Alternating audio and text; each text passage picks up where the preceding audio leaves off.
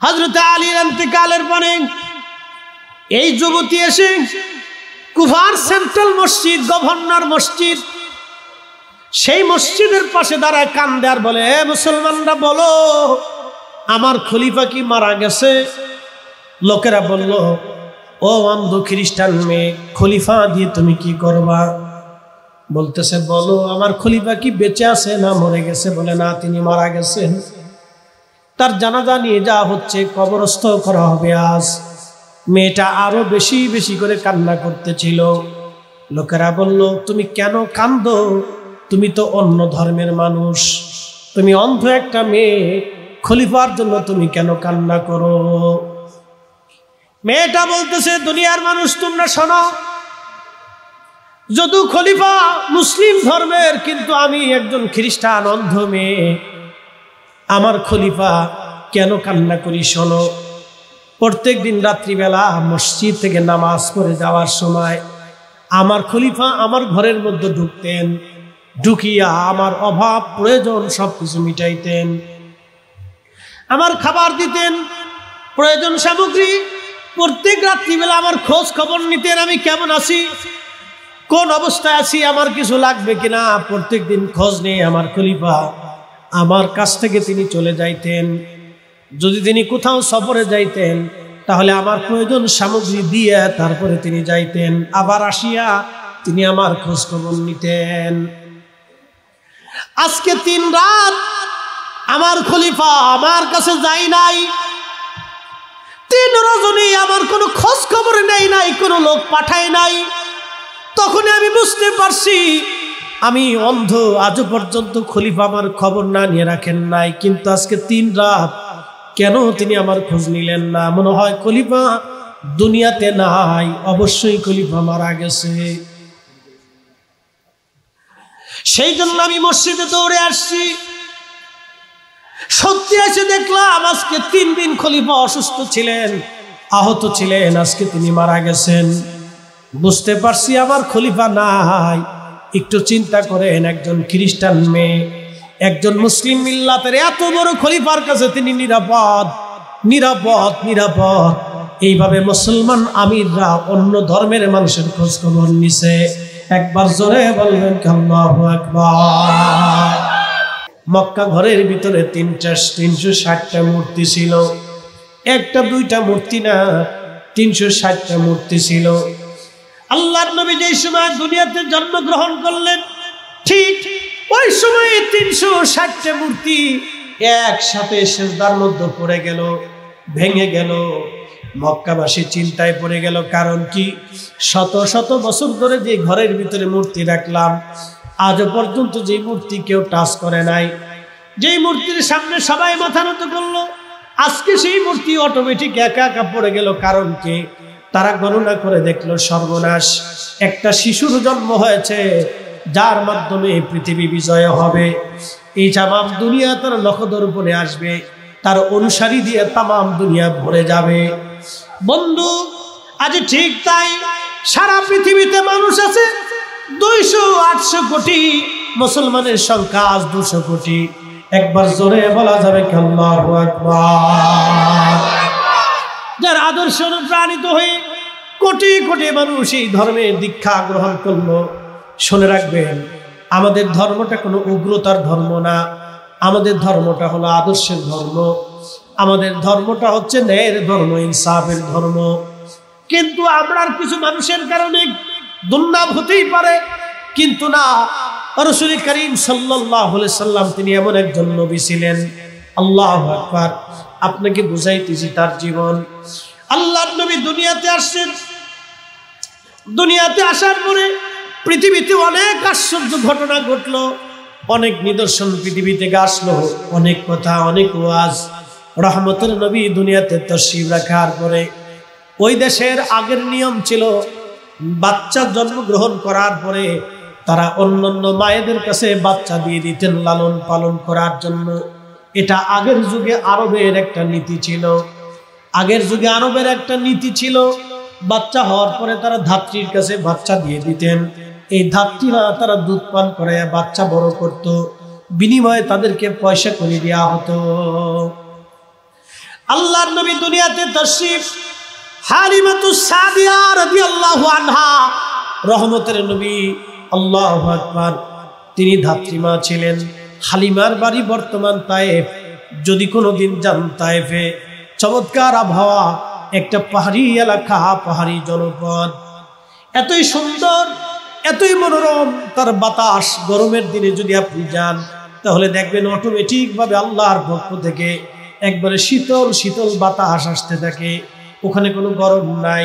শীতের দিনে সেখানে বরফ বরফ পড়ে, কিন্তু গরমের দিনে অটোমেটিক বাতাস আসতে থাকে। তায়েফের আবহাওয়া সুন্দর। তায়েফ থেকে মহিলারা আসতো, মক্কা থেকে বাচ্চা কাচ্চা নিয়ে তায়েফে লালন পালন করবে। হযরত হালিমা বললেন, আমিও অর্থনৈতিকভাবে দুর্বল ছিলাম, আমার খাবারের অভাবে ক্ষীণ দুর্বল হয়ে গিয়েছিলাম। চিন্তা করলাম, যদি মক্কা থেকে একটা বাচ্চা আমি নিয়ে আসি তাহলে কিছু পয়সা করি আমি পাবো। এই পয়সা করি দিয়ে আমার সংসার সুন্দর মতো চলবে। স্বামীকে বললাম, স্বামী দ্রুত গতিতে চলেন, মক্কাতুল মুকাররমায় যাব, একটা বাচ্চা নিয়ে আসি। হযরত হালিমাতুস সাদিয়া রাদিয়াল্লাহু আনহা তিনি তিনার স্বামীকে নিয়ে, তার কোলের মধ্যে 1 মাসের এক বাচ্চা নিয়ে, তার ছোট্ট মেয়েটাকে নিয়ে, একটা উটের পিঠে আর একটা গাধা ছিল তার দুর্বল, খাবারের অভাবে উট এবং গাধাটাও দুর্বল হয়ে গিয়েছিল। হযরত হালিমা বললেন, আমি গাধার পিঠে চললাম, আমার স্বামী বাচ্চাদেরকে নিয়ে উটের পিঠে চললেন। দুইজনে রওনা করলাম। আমাদের উট এবং গাধাটা দুর্বল হওয়ার কারণে ধীরে ধীরে ধীরে ধীরে তারা হেঁটে হেঁটে যাচ্ছে। আর আবার আগে মহিলারা চলে গেল। আমার 3 দিন আগে তারা মক্কায় পৌঁছায় গেল। আমি যখন মক্কার দিকে ঢুকি, তার 3 দিন আগে অন্যান্য মহিলারা মক্কা থেকে বাচ্চা নিয়ে, শিশু নিয়ে তারা বের হয়ে তারা তায়েফের দিকে রওনা হয়ে গেল। সবাই 3 দিন আগে চলে গেল। আমি 3 দিন পরে মক্কায় ঢুকলাম। জিজ্ঞেস করলাম, মক্কাতে কি কারো বাচ্চা আছে? সবাই বলল, না, মক্কাতে কারো ঘরে কোনো বাচ্চা নাই, কারো ঘরে কোনো সন্তান নাই। তবে একটা সন্তান মক্কাতে আছে, তার মায়ের নাম আমেনা, বাবার নাম আব্দুল্লাহ। বাবাটা ইন্তেকাল করেছে, আহা সে এতিম হয়ে গেছে। তার দাদা মক্কার নেতা আব্দুল মুত্তালিব, হারাম শরীফের তিনি খাদেম, মক্কাতুল মুকাররমার তিনি খাদেম। তার দাদা সন্তানটা এতিম, এতিম বলে, গরিব বলে তাকে কেউ নেই নাই। হালিমা স্বামীকে বললেন, স্বামী গরিব সন্তান, এতিম, তার বাবা নাই, কে ভরণ পোষণ দিবে? চলো আমরা তায়েফে ফিরে চলে যাই। স্বামী আমাকে ডাকতে বলল, হালিমা, হালিমা রে, সুদূর তায়েফ থেকে আমি আসছি মক্কাতে একটা বাচ্চা নেওয়ার জন্য, ধাত্রী হওয়ার জন্য। হালিমা রে, একেবারেই শূন্য হাতে চলে যাব, তা কি করে হয়?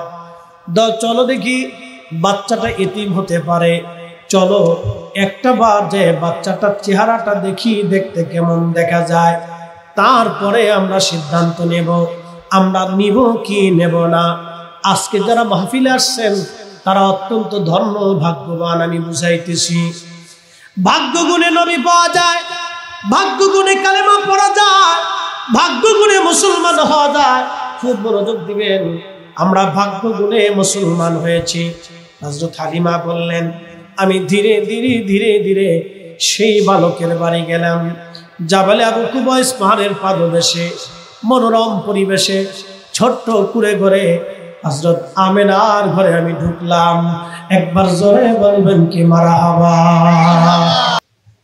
পৃথিবীর আর এক জায়গায় সুঘ্রাণ আপনি পাবেন, সেই সুঘ্রাণ বর্তমান সৌদি আরবে মদিনাতুল মুনাওয়ারায় উহুদের পাহাড়। যেই পাহাড়ের আপনি ভিডিওতে দেখবেন, ইউটিউবে দেখবেন, পাহাড়ের একটা সাইডে পাথরের একটু ফাঁকা জায়গা আছে। পুরা উহুদ পাহাড়টা পাথরের একটা পাহাড়। এই উহুদের পাশে একটা ফাঁকা জায়গা আছে। এই ফাঁকা জায়গাতে উহুদের যুদ্ধের দিনে নবীজি বিশ্রাম করেছিলেন।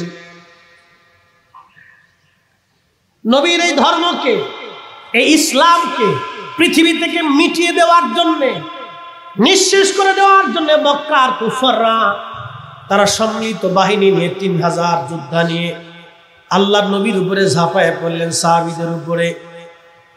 ওই উহুদের ময়দানে আল্লাহর নবী যোহরের আর আসরের নামাজ একটা জায়গায় পড়েছিলেন, সেখানে এখন মসজিদ করে রাখা হয়েছে।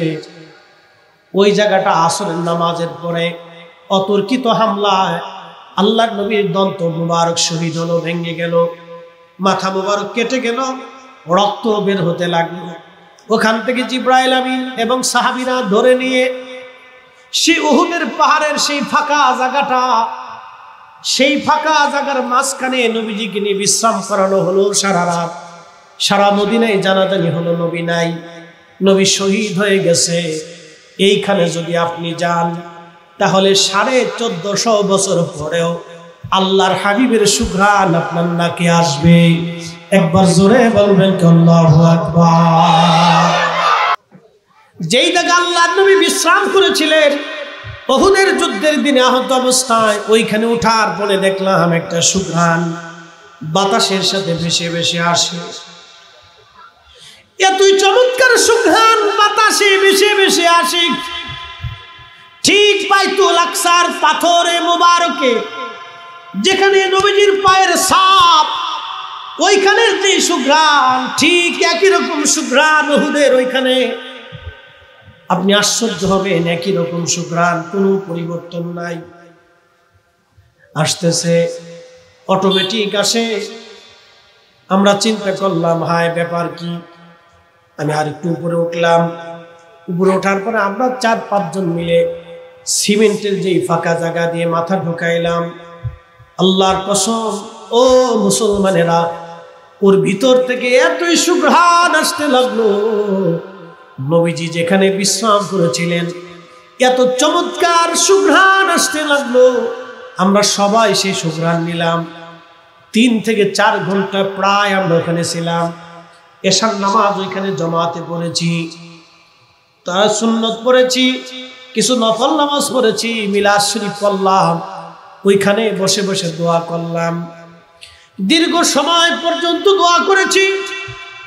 দীর্ঘ সময় ওই সুঘ্রাণ নেওয়ার জন্য আমরা বসে রয়েছি। যত ঘন্টা বসা ছিলাম তত ঘন্টা ওখান থেকে সুঘ্রাণ আসতে লাগলো। এক আলাদা অনুভূতি। চিন্তা করলাম, 1450 বছর পরও সুঘ্রাণ আসে, এটা আমাদের কারো সুঘ্রাণ না, ঠিক বাইতুল আকসার পাথরে যে সুঘ্রাণ, একই রকম সুঘ্রাণ উহুদের এই পাহাড়ের মাঝখান থেকে আসতে থাকে, যেখানে আল্লাহর নবী বিশ্রাম করেছিলেন, রক্ত মুবারক ঝরেছিল ওই জায়গা থেকে। 1450 বছর পরেও সুঘ্রাণ আসে। একবার জোরে বলবেন কি মারহাবা। 1450 বছর আগে কোরআন বলতেছে, হুজুর উম্মতকে বলে দেন, উম্মত বাঁচার জন্য থেকে পালায়। আমরা রাত্রিবেলা গাড়িতে চলি, আপনারা যখন ঘুমান তখন আমরা রাস্তায় থাকি। জগতের মানুষ যখন নির্ঘুম থাকে, ঘুমিয়ে থাকে, তখন আমরা রাস্তায় থাকি। আহা, এই যে আমার ওয়াজের জীবনের প্রায় 14-15 বছর পার হয়ে গেল, আজও পর্যন্ত রাস্তাতে কোনো দুর্ঘটনার শিকার আমি হই নাই। যিনি রক্ষা করলেন, জবান খুলে বলেন তো তিনি কে? 15 বছরের জীবনে আমি রাস্তার পাশে বহু লাশ পড়ে থাকতে দেখেছি, বহু মানুষের অ্যাক্সিডেন্টের মরা দেহ। আহা, মৃত্যু দেহ থেকে বিশ্রী গন্ধ আসে, কি বিকট বিশ্রী গন্ধ আসে। নিজে দেখছি রাস্তার পাশে মরে পড়ে রয়েছে, ট্রাকে পড়ে রয়েছে, বাসে মরে পড়ে রয়েছে, প্রাইভেট করে মরে পড়ে রয়েছে, মোটর সাইকেলে পড়ে মরে রয়েছে। শুধু আফসোস করা ছাড়া কিছু করার থাকে না।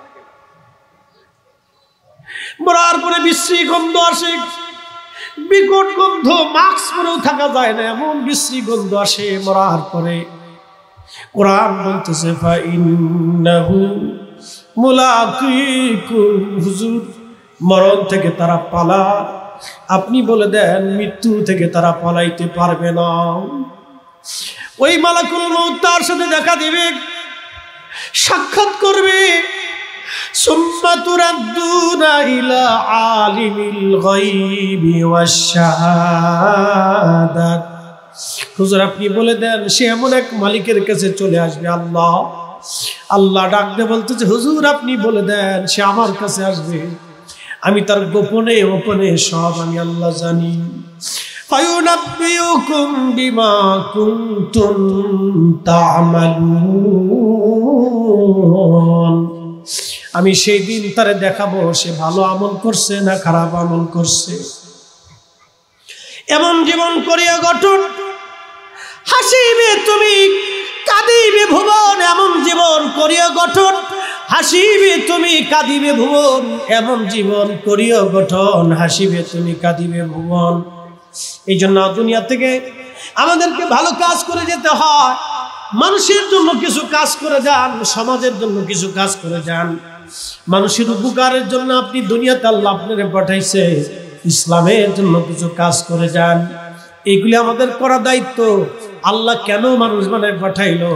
আল্লাহ গরু ছাগল বানাইতে পারত, হাঁস মুরগি ভেড়া উট দুম্বা হাতি বানর শিয়াল কুত্তা এগুলি বানাইতে পারত, কিন্তু আল্লাহ আপনাকে মানুষ বানাইছে। মানুষে মানুষের কাজ করা লাগবে, মানুষে মানুষের কাজ করা লাগবে, মানুষে মানুষের কাজ করা লাগবে। খুব মনোযোগ দিয়ে আল্লাহর নবী দুনিয়াতে তশরিফ আনলেন। হালিমাতুস সাদিয়া বললেন দুনিয়ার মানুষে আমি আমার রাসূলকে কোলের মধ্যে নিয়ে নিলাম। স্বামীরে বললাম স্বামী গো এই বাচ্চা ছাড়া আমি তায়েফে ফিরে যাব না, এই বাচ্চা নিয়ে তারপরে আমি যাব, পয়সা দিক বা না দিক এই বাচ্চা ছাড়া আমি যাব না। একবার জোরে বলবেন কি মারহাবা। আহা যারা মিলাদুন নবীর মাহফিল আজকে সাজাইলেন তারা ধন্য, যারা বসছেন তারা ধন্য। মেহেশরের মাঠে রাসূলের কদম মুবারকে জায়গা হবে। ভাবতেছেন এই দুনিয়ার জিন্দেগি শেষ না, এরপরে আর একটা জীবন আছে। আপনি কোথায় ছিলেন? যদি প্রশ্ন করি কোথায় ছিলেন? আগে ছিলেন মায়ের রেহেমের ভিতরে। কতদিন পরে আপনাকে এই বডি বানানো হলো? 4 মাস পর্যন্ত আল্লাহ আপনার এই বডিটাকে মায়ের পেটে বানাইলেন। আপনি কিছুই ছিলেন না, কিচ্ছু ছিলেন না, আপনি দুর্বল ছিলেন, শক্তিহীন ছিলেন, আপনার আমার কোনো ক্ষমতা ছিল না। মায়ের রেহেমে জরায়ুর ভিতরে নিরাপদ আধারে আল্লাহ রাব্বুল আলামিন আপনাকে বানাইলেন কি দিয়া জানেননি? সুম্মা জাআলা নাসলাহু মিন সুলালাতিন মিন মাইন মাহিন। কোরআন বলতেছে হুজুর উম্মতকে জানান আমি মানুষ তৈরি করেছি মায়ের রেহেমে, বংশ বিস্তার করেছি, সন্তান দিয়েছি, নাতি নাতকুর দিয়েছি, ভাই ব্রাদার আত্মীয় স্বজন দিলাম, এ সব কিছুই আমি আল্লাহর দান। কিন্তু সৃষ্টি করলাম বাবার পৃষ্ঠদেশ থেকে নির্গত একটু পানি, বাবার পৃষ্ঠদেশ থেকে নির্গত একটু পানি, মায়ের বক্ষ দেশ থেকে নির্গত একটু পানি, দুইটা পানি আল্লাহ একত্রিত করলেন, মায়ের রেহেমের ভিতরে আল্লাহ রিফাইন করলেন। 4 মাস 120 দিন পর্যন্ত আল্লাহ বডি নির্মাণ করলেন, স্ট্রাকচার তৈরি হলো, বডি তৈরি করলেন আল্লাহ, মানব দেহের সুন্দর করে বানাইলেন। কোরআন বলতেছে লাকাদ খালাকনাল ইনসানা ফি আহসানি তাকবীর।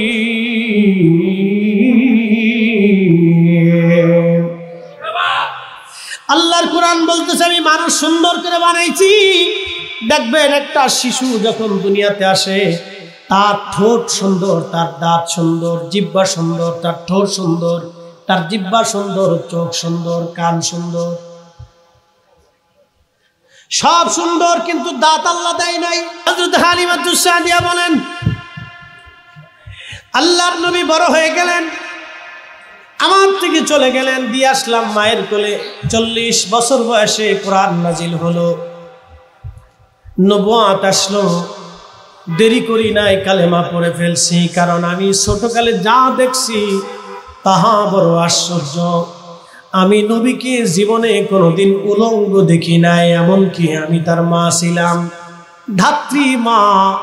4টা বছর নবী আমার কাছে থাকছেন, গোসল করাইছি, পায়খানা পেশাব পরিষ্কার করেছি, কিন্তু নবীজির গুপ্তাঙ্গ কোনোদিন আমি দেখি নাই।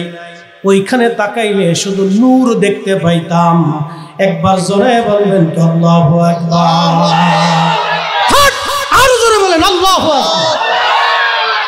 কল্পনা করতে পারবেন 4 বছর একজন মহিষী নারী মা তিনি আমার রাসূলের গুপ্তাঙ্গ কোনোদিনও দেখতে পারেন? আপনি এর বৈজ্ঞানিক ব্যাখ্যা কি দিবেন? আপনি বৈজ্ঞানিক ব্যাখ্যা কি করে দিবেন এটার বলেন? উনি তো নিজে রাজ সাক্ষী। হালিমাতুস সাদিয়া তো নিজে বলতেছেন আমি 4 বছরে তার গুপ্তাঙ্গ আমি জীবনে দেখি নাই, যখনই তাকাইতাম শুধু নূর দেখতাম। আপনি এর বৈজ্ঞানিক ব্যাখ্যা কি করবেন? খালি চিৎকার দিয়ে বললেই হবে নাকি রাসূল আমার মতো আর আমি রাসূলের মতো? আপনি চিৎকার দিয়ে বললে হবে নাকি? টুপি মাথায় দিয়ে বললে হবে নাকি? পাগড়ি মাথায় দিয়ে বললে হবে নাকি? বিরাট বড় শায়েখ মুফতি মুহাদ্দিস যাই বলেন বললে হবে নাকি? প্রিয় মুসলমান আমার, হাজরাতে হালিমাতুস সাদিয়া রাদিয়াল্লাহু আনহা বলেন, নবীজি আমি মদিনাতুল মুনাওয়ারা আসলাম। আসার পরে আল্লাহ রাসূল বসে আছেন, চারপাশে সাহাবায়ে কেরাম বসে আছে, নবীজি নসিহত করতেছিলেন সাহাবীদেরকে। এমন সময় হালিমাতুস সাদিয়া রাদিয়াল্লাহু আনহা আসলেন। এ যুবকরা সবাই শুনে নেন, মাকে কি করে সম্মান করতে হয়, মাকে কি করে সম্মান করতে হয় নবীজি একবারে হাতে কলমে শিখাই দিলেন।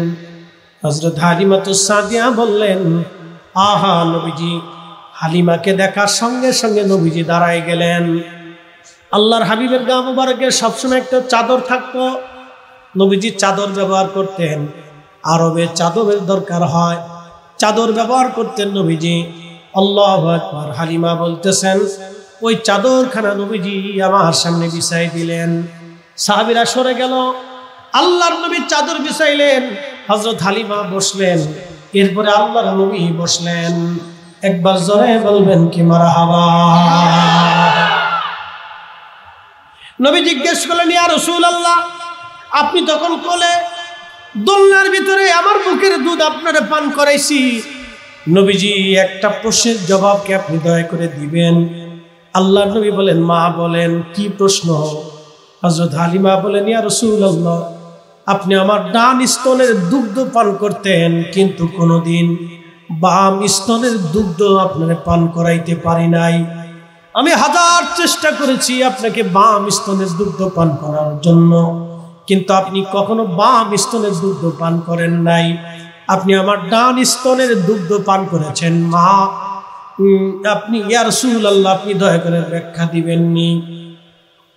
আল্লাহর নবী বলেন, আম্মা জান হ্যাঁ ব্যাখ্যা দিচ্ছি আপনাকে, শুনেন। আপনি যখন আমাকে ছোট্টকালে শিশুকালে আমার দুধ পান করাইতেন গো মা, আমি জানতাম, আমি তখনই জানি আমার একটা দুধ ভাই আছে, আমার একটা দুধ ভাই আছে। আমি যদি সবটুকু দুধ পান করি তাহলে আমার দুধ ভাইয়ের হক নষ্ট হয়ে যাবে। একসাথে বলা যাবে আল্লাহু আকবার। আমি তখনও জানি আমার ভাই আছে, আমি যদি দুধ পান সব করে ফেলে দেই আমার ভাই না খেয়ে থাকবে। ইসলাম বুঝে যাবেন আপনি, এখান থেকে দিন বুঝে যাবেন, দিন বুঝবেন ইসলাম কত সুন্দর এবং চমৎকার আল্লাহ রাসূলের দেওয়া জীবন ব্যবস্থা। আরে ক্ষমতা আসলেই খালি চুরি করার ধান্দা না, জনগণের হক মেরে খাওয়ার ধান্দা, জনগণের পয়সা মেরে খাওয়ার ধান্দা। পদ পাইলি সরকারি অফিসার কর্মকর্তা হলেই জনগণের সম্পদ মেরে খাওয়ার ধান্দা নাকি? আল্লাহ রাসূল কি করে শিক্ষা দিচ্ছে? মা আমি তখন ছোট্ট ছিলাম, আমি জানতাম আমার একটা দুধ ভাই আছে। ওগো মা আমি যদি সবটুকু দুধ খেয়ে ফেলে দেই আমার দুধ ভাইয়ের কষ্ট হবে। আমি সেই দিনও আমার দুধ ভাইয়ের হক নষ্ট করি নেই, আমি হক ইনসাফ প্রতিষ্ঠিত করেছি। একসাথে জোরে বলা যাবে আল্লাহু আকবার। তৌহিদেরই মুর্শিদ আমার মুহাম্মাদের নাম, তৌহিদেরই মুর্শিদ আমার মুহাম্মাদের নাম। ওই নাম জপলি বুঝতেই পারি খুদারি কালাম মুর্শিদ মুহাম্মাদের নাম। রাঙ্গামাটির মুসলমান ঠিক ওই সময় নবীজি ইনসাফ প্রতিষ্ঠিত করলেন। এই জন্য কোরআনে আল্লাহ বললেন, ইন্নাল্লাহা ইয়ামুরু বিল আদলি ওয়াল ইহসানি ওয়া ইতাই যিল কুরবা ওয়া ইয়ানহা আনিল ফাহশাই ওয়াল মুনকার। আমি আল্লাহ তোমাদেরকে নির্দেশ দিলাম, দুনিয়াতে তোমরা ন্যায় কাজ করবা, অন্যায় করবা না, অন্যায় করবা না, অন্যায় করবা না, অন্যায় করবা না, অন্যায়কে সমর্থন করবা না, ন্যায় করবা। দুনিয়াতে তোমরা অন্যায় করবা না, ন্যায় করবা, অন্যায় করবা না, ন্যায় করবা।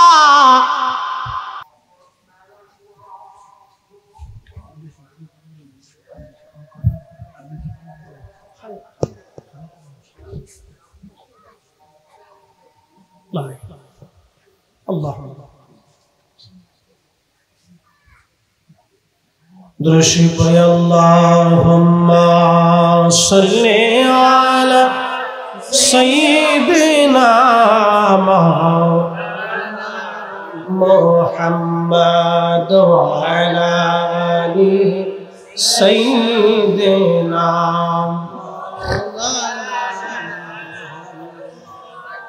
তুমি আল্লাহর প্যারা হাবিব, তোমার তুলনা নাই কেউ, তোমার মতো আকাশ ভ্রমণ করেনি কোন পয়গম্বর। আল্লাহুম্মা সাল্লি আলা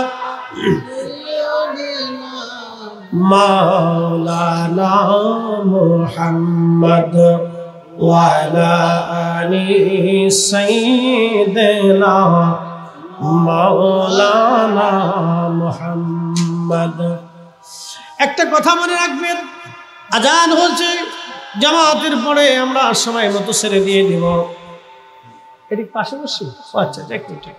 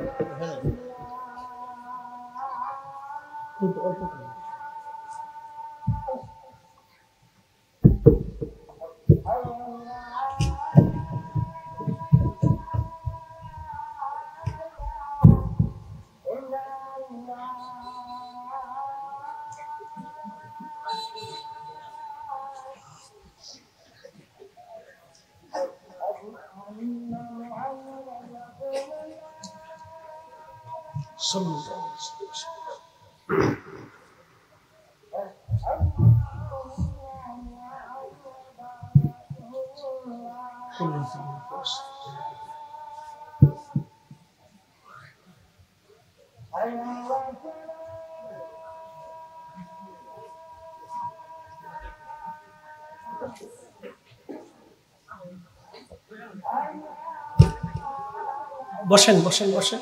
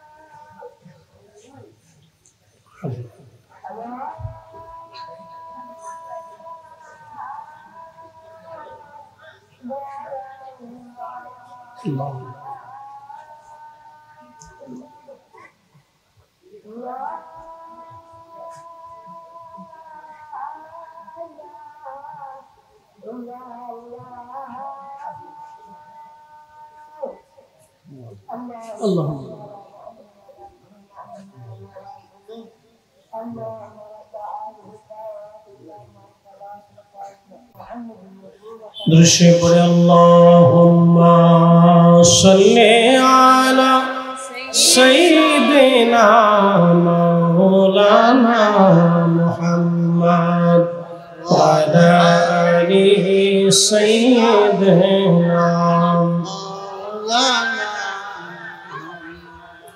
বন্ধুগণ, সময়ের সংক্ষিপ্ততা, অল্প সময়, লম্বা কথা বাড়ানো যাবে না, মুক্তাসার সময়ের ভিতরে শেষ করে দেব। খুব মনোযোগ দিয়েন। বলছিলাম সবার ব্যথা একই রকম, এই জন্য কোনো হত্যা, নিরপরাধ কোনো মানুষ মেরে ফেলে দেওয়া, এটা ইসলাম কোনোদিন মেনে নেয় না। আল্লাহর কোরআন বলল, মান কতালা নাফসান বিগাইরি নাফসিন আও ফাসাদিন ফিল আরদি ফাকান্নামা কতালান নাস জামিআ। তোমরা যদি নিরপরাধ একজন মানুষকে মেরে ফেলে দাও, আল্লাহর কোরআন বলতেছে তামাম দুনিয়ার মানুষ মেরে ফেলে দিলে যে গুনাহ হবে, একজন নিরপরাধ মানুষ মেরে ফেললে সেই গুনাহ হবে।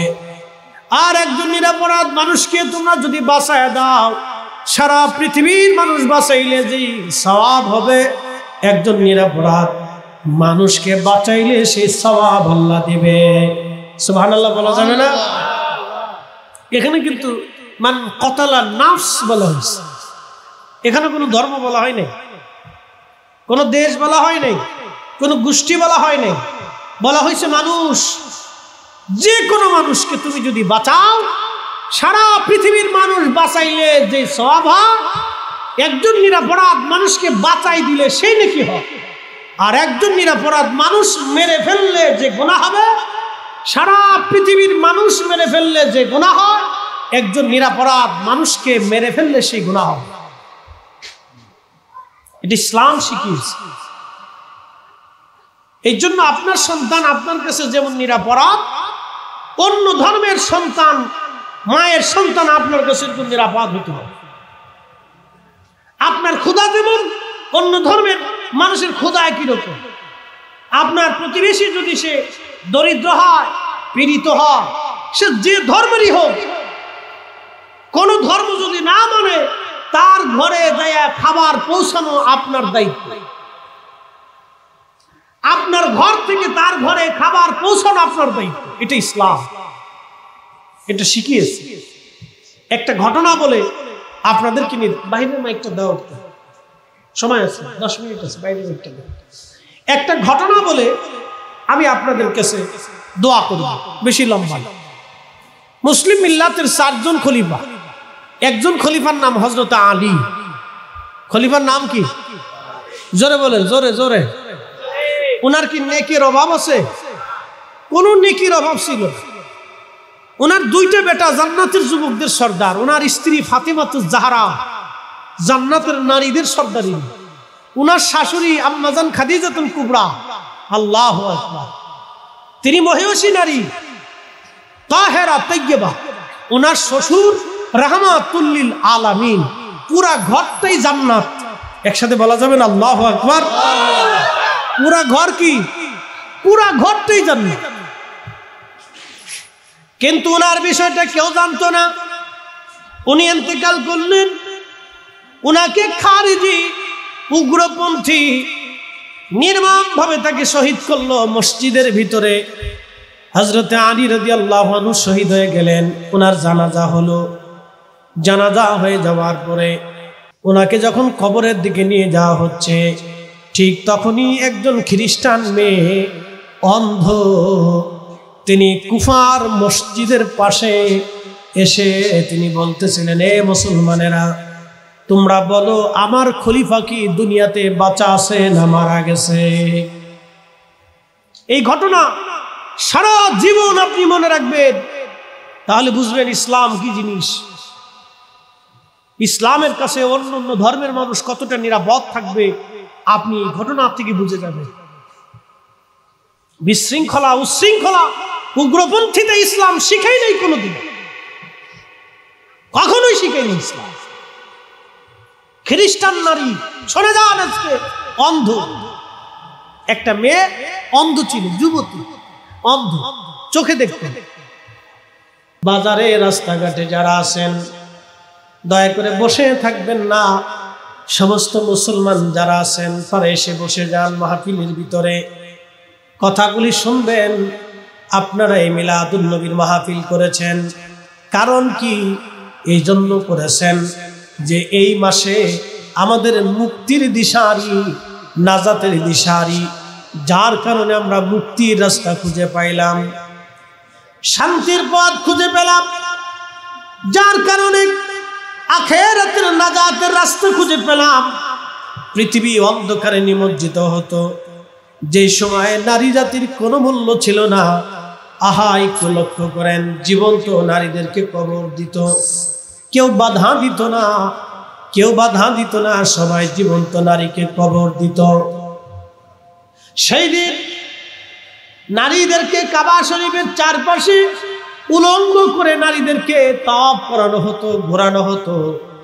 আহা, যেই দিন সামান্য কারণ নিয়ে মানুষে মারামারি, খুনোখুনি, হানাহানি করত, সামান্য কারণ নিয়ে মানুষ খুনোখুনি, হানাহানি, মারামারি করত। শুধু মারামারি হতোই না, দীর্ঘ 40-50 বছর ধরে একটানা যুদ্ধ চলত, একটানা হানাহানি, মারামারি, কাটাকাটি। সেই কঠিন জীবন থেকে আল্লাহর নবী মানুষদেরকে মুক্তির দিশা দিলেন। এই মুক্তির পথ দিতে যাওয়ার কারণে নবী অনেক কষ্ট সহ্য করেছেন। মানুষ তাকে মেরেছে, গালমন্দ করেছে। শিয়াবে আবি তালিবে আমার রাসূলকে একটানা 2 বছর বন্দী করে রাখা হয়েছে। তার অপরাধ ছিল মানুষকে তিনি মুক্তির দিশা দিয়েছিলেন, সত্যের দিশা দিয়েছিলেন, শান্তির রাস্তায় মানুষকে ডেকেছেন, আল্লাহর পথে তিনি মানুষকে ডেকেছেন। তিনি রাহমাতুল লিল আলামিন এই রবিউল আউয়াল মাসে, এই মাসে আমাদের পৃথিবীতে তিনি তশরিফ এনেছিলেন। সেই খুশি রাতি সজ্জে, সে আনন্দের বসে আল্লাহ শুকরিয়া স্বরূপ আপনারা এই বেহেশতের বাগান সাজিয়ে দিয়েছেন। একবার জোরে বলা যাবে কি মারহাবা? মনোযোগ দিবেন মুসলমান, রাঙ্গামাটিবাসী। মাইকের আওয়াজ যত দূর পর্যন্ত যাচ্ছে আমার কথাগুলি আপনারা শুনবেন। আল্লাহর নবী দুনিয়াতে আসবেন, তশরিফ নবীজি রাখলেন বর্তমান মক্কাতুল মুকাররমা, কাবা শরীফের পাশে একটা পাহাড় আছে। এই পাহাড়ের নাম জাবালে আবু কুবাইস। জাবালে আবু কুবাইস নামক একটা পাহাড় আছে। এই পাহাড়ের পাদদেশে আল্লাহর হাবিবের বেলাদতের ঘর মুবারক, হযরত আব্দুল্লাহ আমিনার ছোট্ট কুঠুরি একটা ঘরে আল্লাহর নবী রাহমাতুল লিল আলামিন দুনিয়াতে আসলেন, তশরিফ রাখলেন। আল্লাহর নবী যখন তশরিফ রেখেছিলেন, পৃথিবীতে জন্মগ্রহণ করেছিলেন, পৃথিবীর সবচেয়ে বড় তখন 2টা সাম্রাজ্য ছিল। একটা সাম্রাজ্যের নাম হচ্ছে পার্সিয়ান সাম্রাজ্য, আর একটা সাম্রাজ্যের নাম হচ্ছে রোমান সাম্রাজ্য। 2টা সাম্রাজ্য হাজার হাজার বছর ধরে পৃথিবী শাসন করেছে। একটা সাম্রাজ্যের নাম পার্সিয়ান। পার্সিয়ান এত বড় সাম্রাজ্য ছিল, 3000 বছর ধরে তারা পৃথিবী শাসন করেছে।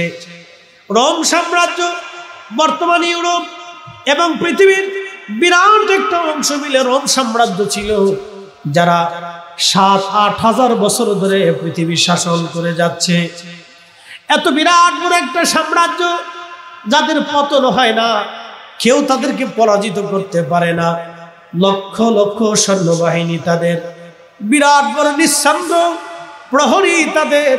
কিন্তু শুনবেন, পার্সিয়ান সাম্রাজ্যের প্রধান ধর্ম ছিল হলো মাজুসি ধর্ম। তারা আগুনের পূজা করতেন, আগুন। পার্সিয়ান সাম্রাজ্য বর্তমান ইরানকে কেন্দ্র করে একটা বিরাট বড় সাম্রাজ্য ছিল। তারা আগুনের পূজা করত। 1000 বছর ধরে চলমান একটা আগুনের কুণ্ডলী, 1000 বছর ধরে সেই আগুনটা নিভে নাই কোনোদিন। আল্লাহর নবী যেই সময় পৃথিবীতে তশরিফ আনলেন, ঠিক ওই সময় পার্সিয়ানদের সে আগুন নিভে গেল। একসাথে বলবেন কি আল্লাহু আকবার? আগুন নিভে গেল। পার্সিয়ানরা বসে গেল, তাদের ধর্মগুরুরা বসে গেল, দার্শনিকরা বসে গেল, গণক যারা ছিল তারা বসে গেল। কি ব্যাপার? 1000 বছর ধরে যে আগুন নিভে না, সে আগুন হঠাৎ করে নিভে গেল, কারণ কি? তখন তারা গণনায় বসে গেল, তারা গবেষণায় বসে গেল। গবেষণা করার পরে তারা দেখলো, হায় হায় সর্বনাশ, এই ধর্মটা পৃথিবী থেকে নিশ্চিহ্ন হয়ে যাবে। একজন নবী পৃথিবীতে আসছে, জন্মগ্রহণ করেছে আরবের মক্কায়। বনি কুরাইশ বংশের বনু হাশিমি একটা সন্তান পৃথিবীতে জন্ম নিয়েছে, যার মাধ্যমে পৃথিবীর বড় বড় সাম্রাজ্যগুলি পদানত হবে। যার আদর্শের কাছে, যার ভালোবাসার কাছে বড় বড় সাম্রাজ্যগুলি বিলীন হয়ে যাবে। পার্সিয়ান সাম্রাজ্য পৃথিবী থেকে নিশ্চিহ্ন হবে। ওইদিকে রোমান সম্রাট, বিরাট বড় সাম্রাজ্য, তাদের বিরাট বড় সিংহাসন, বিরাট বড় প্রাসাদ, হাজার হাজার বছর ধরে যে প্রাসাদ চলতেছে, হাজার হাজার বছর ধরে যে প্রাসাদ, আজও পর্যন্ত শত্রু যে প্রাসাদে ঢুকতে পারে নাই, দখল করতে পারে নাই। আল্লাহর হাবিব যেই সময় পৃথিবীতে জন্মগ্রহণ করলেন, ঠিক ওই সময় তাদের প্রাসাদগুলি ভেঙে গেল, ফাটল সৃষ্টি হয়ে গেল, মিনারা, বড় মিনারা ভেঙে জমিনে পড়ে গেল। বসে গেল তাদের গণকগণ, তাদের ধর্মগুরুগণ, সবাই চিন্তিত, ব্যাপার কি? হাজার হাজার বছর ধরে যে প্রাসাদ আজ পর্যন্ত কেউ দখল করতে পারে নাই, আজকে সেই প্রাসাদটা ভেঙে গেল, ফাটল সৃষ্টি হয়ে গেল, জায়গায় জায়গায় চূড়ায় চূড়ায় ফাটল, বড় সবচেয়ে বড় মিনারা ভেঙে পড়ে গেল। কারণ কি? কি হতে যাচ্ছে পৃথিবীতে? গবেষণা করে দেখলো সর্বনাশ, এমন একজন নবী দুনিয়াতে আসছে যার মাধ্যমে রোমান সাম্রাজ্য পৃথিবী থেকে নিশ্চিহ্ন হয়ে যাবে। ঠিক তাই পার্সিয়ান সাম্রাজ্য নিশ্চিহ্ন হয়ে গেল, রোমান সাম্রাজ্য নিশ্চিহ্ন হয়ে গেল, কোন সাম্রাজ্যই টিকে থাকতে পারল না। এই আদর্শ যদি আমাদের আমির উমরাদের থাকতো, এই আদর্শ যদি আমাদের সবার ভিতরে থাকতো মুসলমানদের, তাহলে মুসলমানরা স্বর্ণের আসনে থাকতো। আজকে স্বর্ণের আসনে আজকে অধিষ্ঠিত থাকতো। সবাই খালি ক্ষমতা লোভী আর দুনিয়া লোভী, সবাই খালি চিন্তা করে চেয়ার একবার যদি পাইতে পারি তো কেমনে পকেট কাটাটা, খালি পকেট কাটার ধান্দা। সবার চিন্তা খালি পকেট কাটবো, মানুষের হক মেরে মেরে দিব, শুধু এই চিন্তা আজ মুসলমানদের ভিতরে। একজন খোলাফায়ে রাশিদ, আল্লাহ রসুলের হাতে গড়া সাহাবী, তার চরিত্র আপনি দেখলে আশ্চর্য হবেন। তিনি প্রত্যেকটা রাত একজন খ্রিস্টান মেয়ের খোঁজ খবর নিয়া তারপরে তিনি বাড়ি যাইতেন, কারণ মেয়েটা অন্ধ, চোখে দেখতো না। কিয়ামতের ময়দানে যাতে এই মেয়েটা আল্লাহর দরবারে বিচার দিতে না পারে যে খলিফা আমার খোঁজ খবর নেন নাই, আমার প্রয়োজন পুরান নাই, অন্ধ ভাতা তার জন্য নির্ধারণ করা হলো। এই যে আজকে আপনারা দেখেন বয়স্ক ভাতা, অন্ধ ভাতা, যুদ্ধাহত ভাতা, এই ভাতা আজকের না, এই ভাতা খোলাফায়ে রাশিদিন চালু করে দিয়ে গেছে। একবার জোরে বলবেন কি মারহাবা। এটা ইসলাম চালু করছে, ইসলামের আগে কেউ কল্পনাও করে নাই। এই যে বয়স্ক ভাতা, এই যে বৃদ্ধ ভাতা, অন্ধ ভাতা, এগুলি খোলাফায়ে রাশিদ চালু করে দিয়ে গেছে। হযরত ওমর চালু করেছে, আবু বকর চালু করছে, বয়স্কদের ভাতা দেওয়ার জন্য, অন্ধদের ভাতা দেওয়ার জন্য, যুদ্ধাহতদের ভাতা দেওয়ার জন্য। এগুলি খোলাফায়ে রাশিদিন চালু করে দিয়ে গেছে। এর আগে পৃথিবীতে কোনো রাজা বাদশা এগুলি দেন নাই, এগুলি তারা চালু করে দিয়েছে। এটা হলো ইসলাম। সেই নবী এই রবিউল আউয়াল মাসে আমাদের মাঝে আসছে। আপনারা খুশি না বেজা? হ্যাঁ, আসতে বলেন কেন? জোরে বলেন। খুশি নি? খুশি? তাহলে বলেন এই মাহফিল কি চলবে না বন্ধ হবে? হাত উঁচা করে বলেন চল। প্রিয় মুসলমান, খুবই মনোযোগের সাথে কথাগুলি শুনবেন। হালিমাতুস সাদিয়া রাদিয়াল্লাহু আনহা নবীজির ঘুম ভাঙানোর জন্য বক্ষ মোবারক থেকে সবুজ রেশমের কাপড় তিনি সরাইলেন।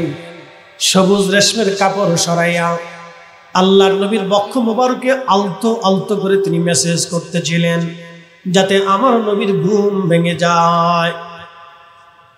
ঘুম ভেঙে গেল নবীর, মুস্কি হাসি দিলেন। আল্লাহর নবী মুস্কি হাসি দেওয়ার পরে হালিমাতুস সাদিয়া বললেন, শিশু নবীর মুস্কি হাসি পাওয়ার পরে আমি হালিমা আরো পাগল পারা হয়ে গেলাম। আমি লক্ষ্য করলাম নবীজির জুলফি মুবারক, দুই বুরু মুবারকের মাঝখান থেকে একটা নূর মুবারক বের হয়। একসাথে বলবেন আল্লাহু আকবার। শোনেন, রাসূল আর আমরা এক জিনিস না। ইমাম মুল্লা আলী কারি মক্কি আজ থেকে 400 বছর আগে মক্কায় বসে বসে কিতাব লিখছেন আল মাউলিদুর রাবি ফি মাউলিদিন নবী সাল্লাল্লাহু আলাইহি সাল্লাম। আমার ঘরে আছে, মূল কপিটা আরবিটা আমার ঘরে আছে। আল মাউলিদুর রাবি ফি মাউলিদিন নবী সাল্লাল্লাহু আলাইহি সাল্লাম, মূল কপিটা আমার ঘরে আছে। লেবাননের বৈরুত থেকে কিতাবখানা আনা। তিনি লিখতেছেন হযরত হালিমাতুস সাদিয়া বললেন, নবীজির কপাল মুবারক থেকে একটা নূর মুবারক বের হইয়া খিলালাস সামা, মধ্য আকাশ পর্যন্ত নূর মুবারক চলে গেল। একবার জোরে বলবেন কি আল্লাহু আকবার। আমি যদি আরব হতাম, আমি যদি আরব হতাম, মদিনারি পথ, সেই পথ দিয়ে হেঁটে যাইতেন নূর নবী হযরত, নূর নবী হযরত।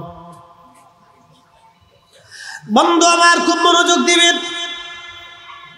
হযরত হালিমাতুস সাদিয়া বলেন, নূর মুবারক খিলালাস সামা, অর্ধ আকাশ পর্যন্ত চলে গেল এই নূর। আমি কপাল মুবারকে চুমা লাগাইলাম। অতএব রাসূলকে জানাতানা মনে করবেন না। যদিও কুল ইন্নামা আনা বাশার, আল্লাহ বলেছেন হুজুর আপনি বলে দেন আপনি তাদের মতো মানুষ, নবী মানুষ, নবী ফেরেশতাও না, জিনও না, তিনি মানব জাতির। কিন্তু একটা কথা মনে রাখবেন, 1450 বছর পরেও উহুদের নবীর বিশ্রামের জায়গা থেকে ঘ্রাণ আসে। 1450 বছরে কদম মুবারক রেখে যাওয়া পাথর থেকে সুঘ্রাণ এখনো বাইতুল আকসা থেকে আসে। নবীজির চুল মুবারক এখনো যেখানে সংরক্ষিত, 1450 বছর পরেও সেখান থেকে সুঘ্রাণ আসে। আহা, অতএব সহজ করে দেখবেন না, এই মিলাদুন নবীর মাহফিলকে ছোট করে দেখবেন না। আপনি যেই তরিকার হন, আপনি যেই পীরের মুরিদ হন, ভাই আমার, ছোট করে দেখবেন না, এটাকে সহযোগিতা করবেন, ভালোবাসবেন। বলেন হুজুর কারণ কি? বলে দিয়ে যায়, আমার মাথায় পাগড়ি আছে না নাই? আছে। এই পাগড়ির যে কাপড়, এই কাপড় দিয়ে কিন্তু অনেকে লুঙ্গি বানায়। আপনি যদি লুঙ্গি পরেন, খুলে যদি যায়, এই লুঙ্গি উঠাইয়া কেউ চুমা লাগায় না, এটা দিয়ে জাঙ্গে বানানো হয়। ওটা খুলে পরে দেওয়ার পরে কেউ চুমা লাগায় না, মোজা বানানো হয়। ওটা খোলার পরে কেউ মোজাতেও চুমা দেয় না। একই কাপড় দিয়ে যদি টুপি বানানো হয়, এই টুপিটা মাথার থেকে পায়ের নিচে পড়ে গেলে সবাই এটাকে উঠাইয়া পরিষ্কার করে কেউ চুমা লাগায়, কেউ মাথায় দেয়। আচ্ছা, নবীর সুন্নতের জন্য যদি একটা কাপড়ের দাম বেড়ে যায়, ওই কাপড়টা, ওই টুপিটা রাসূলের সাথে সম্পর্কিত হওয়ার জন্য যদি টুপির দাম বেড়ে যায়, কাপড়ের মূল্য বেড়ে যায়, তাহলে বলেন তো এই মাহফিলটা মিলাদুন নবী, আমার নবীর সাথে সম্পর্ক হওয়ার কারণে মাহফিলের দাম বেড়ে গেল, মাহফিলে যারা আসলো তাদেরও দাম বেড়ে গেল। কথা বলেন ঠিক না বেঠে? কারো মনে বিরূপ ধারণা আসতে পারে যে এগুলি কি। শোনেন, একটা কথা আজকে বলে দিয়ে যাই, দিন শেষে আমরা কিন্তু সবাই মৃত্যুবরণ করব। যে ধর্মেরই হন, যে ধর্মেরই হোক, যে গোষ্ঠীরই হোক, যে বংশেরই হোক, কুল্লু নফস, কোরআন শরীফে 1450 বছর আগে আল্লাহ বলেছেন কুল্লু নফস, প্রত্যেক জীবন, প্রত্যেক জীবন। সে আপনার বাড়ির আম গাছ, জাম গাছ, কলা গাছ, কাঁঠাল গাছ, পেঁপে গাছ, লেবু গাছ, ও জমিনের ঘাস, ওই গরু, ছাগল, হাঁস, মুরগি, ভেড়া, বকরি, একদিন না একদিন কুল্লু নাফস দাইকাতুল মাউত, তাকে মৃত্যুর স্বাদ আস্বাদন করতে হবে। আল্লাহ বলেছেন প্রত্যেক জীবনের মৃত্যুর স্বাদ আস্বাদন করতে হবে, প্রত্যেক জীবনের মৃত্যুর স্বাদ আস্বাদন করতেই হবে, করতেই হবে, করতেই হবে। যত বড় সায়েন্টিস্ট, বিজ্ঞানী, দার্শনিক, গণিতবিদ, ডাক্তার, ডক্টর, পারমাণবিক বিজ্ঞানী, প্রেসিডেন্ট, সেনাপ্রধান, সে যাই হোক, মালাকুল মউত ফাইন্নাহু মুলাকিকুম, মৃত্যু তার সাথে মুলাকাত করবে, মরণ তার সাথে মুলাকাত করবে। কখন করবে, কোন সময় করবে বান্দা জানে না, বান্দা জানে না। একমাত্র যিনি জানেন তিনি কে? না হয় না, আওয়াজটা দুর্বল লাগে। তিনি কে? তিনি কে? কোনো সন্দেহ আছে? আজ পর্যন্ত কেউ বলতে পারে না আমি অমুক জায়গা, ওই স্থানে, এখানে, এমুক টাইমে, এই সময়ে, এই মুহূর্তে মারা যাবে। নবীরা ছাড়া আর বিশেষ আল্লাহর ওলিরা ছাড়া, তাদেরকে আল্লাহ জানাইতেন, তারা বলতেন। কেউ পারে, কেউ পারে। কোরআন বলছে ফাইন্নাহু মুলাকিকুম, মৃত্যু তার সাথে মুলাকাত করবে, সাক্ষাৎ করবে, দেখা দিবে, তাকে হরণ করে নিয়ে চলে যাবে। আচ্ছা প্রশ্ন করি, জবাব দিবে। মৃত্যু এটা বাস্তব না অবাস্তব? জোরে বলেন, জোরে জোরে জোরে। আচ্ছা যাকে নিলেন তিনি কে? আব্দুর রহিম, আব্দুল করিম বা আব্দুল্লাহ বা যে সে যেই হোক ইত্যাদি। যাকে নিলেন, যার ভিতর থেকে যাকে নিয়ে গেলেন তাকে দেখা গেছে? জোরে বলেন। যিনি নিলেন তাকে দেখা গেছে? যেই জগতে নিছেন সেই জগৎ দেখা গেছে? কিন্তু তিনি যে তাকে নিয়ে যা হলো এটাও সত্য, সে চলে গেল এটাও সত্য। কি কথা কর না? যাকে নিছে সেও সত্য। কে নিছে?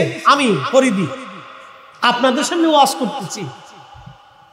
যদি আমার ডাক 1 মিনিট পরে আসে, 1 মিনিট পরে আপনাদের সামনেই চলে যাবে। 1 মিনিট আগে আমি ওয়াজ করলাম, 1 মিনিট পরেই আমাকে আল্লাহ নিয়ে গেলেন। এই যে যিনি চলে গেলেন তিনি ফরিদি, কিন্তু এই বডিটা পরে রইল, স্ট্রাকচার এটা পরে রয়েছে। যাকে নিয়ে গেলেন তিনি মুফতি জহিরুল ইসলাম ফরিদি, তাকে নিয়ে চলে গেলেন। যিনি নিলেন তেনাকেও দেখা গেল না। যাকে নিয়ে চলে যা হলো তার ভিতরের জনকেও দেখা গেল না। যে নিয়ে গেল তাকেও দেখা গেল না। যার হুকুমে নিল তাকেও দেখা গেল না। যেই জগতে নিল সেই জগতও দেখা গেল না। কিন্তু গেল সত্য, নিল সত্য, হুকুমও সত্য, জগতও সত্য। কি কথা বলবেন? ঠিক বুঝে যাবে। এই কথাটুকু কেউ যদি বুঝে তাহলে সে আখিরাত বুঝবে, সে আখিরাত বুঝবে। 1450 বছর আগে কোরআন বলতেছে, কুল হুজুর আপনি বলে দেন, আপনার উম্মতকে বলেন, মানুষ জাতিকে বলে দেন, কুল ইন্নাল মাউতাল্লাযী তাফিরুনা মিনহু, মানুষ মৃত্যু থেকে পালায়। অসুস্থ হলে চিকিৎসা নেওয়ার জন্য সিঙ্গাপুরে যায়, ভারতে যায়, লন্ডন যায়, মালয়েশিয়া যায়, আমেরিকাতে যায়, বড় বড় ডাক্তার দেখাইতে যায়। আচ্ছা বলে বাংলাদেশের ধনাঢ্য ব্যক্তি না বিরাট বড় বড় ডাক্তার দেখায় ভালো চিকিৎসা করার জন্য, দীর্ঘদিন বেঁচে থাকবে, দীর্ঘদিন থাকবে। হ্যাঁ, বেঁচে থাকার জন্য তারা কি করে? ডাক্তার দেখায়। বলেন বেঁচে থাকতে পারে? না না, একসাথে বলেন বেঁচে থাকতে পারে? না না না, কেউ বেঁচে থাকতে পারে? যে ডাক্তার মানুষকে চিকিৎসা দেয় সেও বেঁচে থাকতে পারে।